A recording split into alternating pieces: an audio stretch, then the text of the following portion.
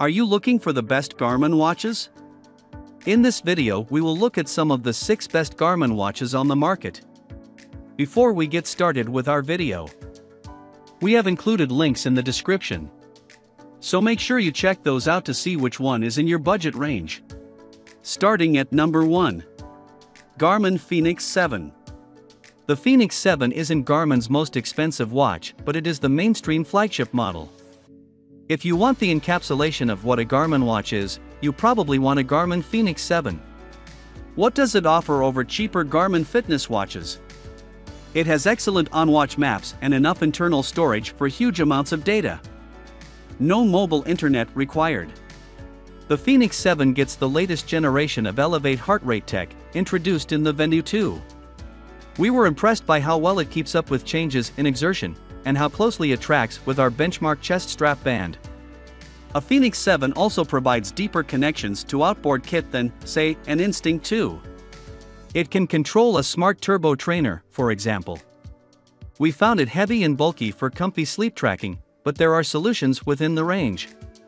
The Garmin Fenix 7S is a smaller version, or you can upgrade to the standard size Fenix 7 with a titanium casing and sapphire glass. It's noticeably lighter. The main point to think about here is whether a Fenix 7 will be overkill. Unless you're a fitness fiend, you may be as happy with a Venu 2 Plus. And aside from maps and a couple of connectivity extras, the Instinct may second do the trick. At number 2.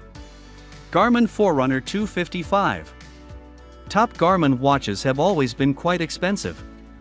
The Forerunner 255 is made for people who want the same core experience as those pricey watches, but it costs less than a latest gen Apple Watch. Those core elements include a neat memory and pixel display that only gets clearer outdoors, and is always on by design. The Forerunner 255 has the same GPS hardware as the headline Garmin watches, and the same heart rate array. It also lasts up to 2 weeks off a charge, and spits out enthusiast stats like VO2 max and training status. This is a serious training watch at a relatively friendly price. There are a few compromises and missing features. This is a polymer watch, lacking the metal accents seen in the more lifestyle-led Venu 2. It also lacks Garmin's famously comprehensive golf mode, which offers layouts for courses across the world. You only get on-watch music support if you buy one of the more expensive Forerunner 255 music editions, and even then the storage is limited to 4 GB. And no members of this family support downloadable maps, although you can see a basic breadcrumb trail of where you've been. Some will miss these extras, but the Garmin Forerunner 255 will ultimately be just as effective an exercise and fitness tracker as the company's far more expensive watches for a huge number of folks. At number 3. Garmin Epix 2. For more than 5 years, the original Garmin Epix was the watch to buy for hikers who needed on-watch maps. You can now get great maps in other watches, so the Epix 2 is best described as a Fenix 7 with a lovely OLED screen. It's sharper, bolder, and more colorful, and this helps how those maps look on screen, too. However, after a few weeks of living with the Epix 2, we appreciated its OLED screen most when at home.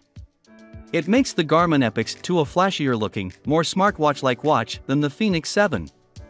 All the main features are the same, though. You get great depth and heart rate accuracy and GPS that is fast to connect. Where's the catch? The Garmin Epix 2 is pricey, starting much higher than the base Fenix 7. Were they priced the same, the Epix would be sitting at the top of this list? One final thing, an OLED screen means the Epix 2 doesn't last as long as the Fenix 7 in its always-on mode, where the screen stays lit. It lasts around 6 days between charges, not the 2 weeks and change you'll see from the Fenix. Some will find this off-putting, but we review full smartwatches that last a day or so regularly.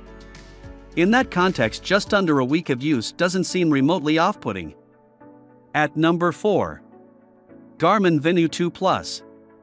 The Venu series sees Garmin branch out from its running watch roots to explore smartwatch-like designs. This watch is slimmer, lighter, and as a result, many folks will find it more comfortable than the flagship models. It's more stylish and reserved than the Garmin Norm 2. This watch has a sharp and punchy OLED screen, which looks far more vibrant than the transflective displays of the Forerunner, Fenix and Instinct series, particularly indoors. Is it a slam dunk for smartwatch tech, then? Not quite. If you want the screen to stay lit all day, you'll see the battery life have from 7 to 9 days to around 4 days. Not bad for a smartwatch, but plenty of Garmin alternatives last longer. The Garmin Venu 2 Plus also lacks the full on-watch maps of the Forerunner 955, which does not cost that much more. While you get maps of your runs and hikes in the Garmin Connect app on your phone after the fact, you can't fully navigate on the watch itself. It's less of an adventuring watch as a result, but excels as a wearable to enjoy all through the day, and for exercise around your local area. The heart rate hardware is effectively the same as that of the more expensive Garmin watches, for example. The Garmin Venu 2 Plus has a few special tricks too, like an onboard speaker and voice support for Google Assistant, Apple Siri, and Samsung Bixby. It feels a bit clunkier than interacting with Siri on an Apple Watch, but is a first for Garmin. If those digital assistant smarts don't appeal, you may also want to consider the Non-Plus Venu 2. It's a bit cheaper, perhaps looks a little less slick, but otherwise has a very similar set of features. At number 5. Garmin Instinct 2. You can probably tell the Garmin Instinct 2 angle from a glance.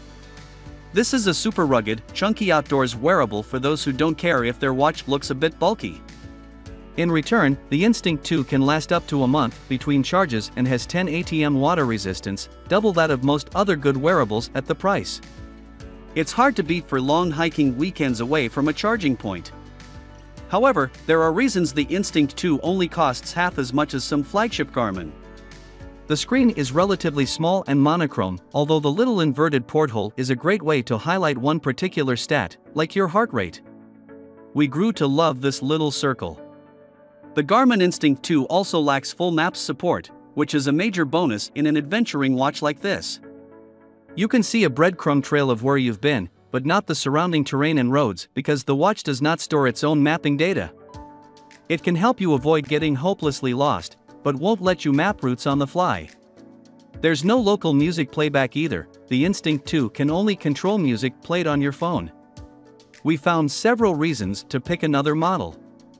But the Instinct 2's tracking accuracy is great, and the sheer low-maintenance breeziness of a watch that seems to last forever between charges and is happy to truck on wherever you go should not be underestimated. At number 6.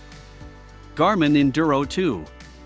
No prizes for guessing what the Garmin Enduro 2 is all about. It's a watch that lasts an extremely long time between charges and is aimed at endurance athletes. But we don't know any who would outlast this thing's battery.